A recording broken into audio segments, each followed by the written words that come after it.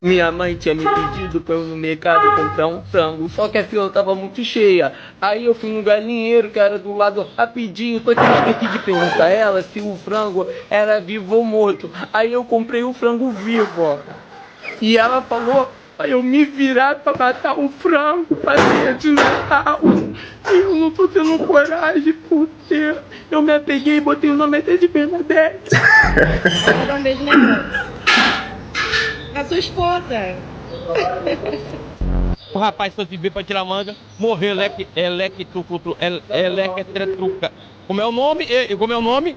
Eletrotrutado. Porque até 80 o anjo guarda. Depois de 80, o anjo aguarda. Então assim, é melhor você perder um minuto na vida do que a vida um minuto. Morto para o nome morto, só falta o ego. Não fale nada no microfone e ganhe o mesmo meu.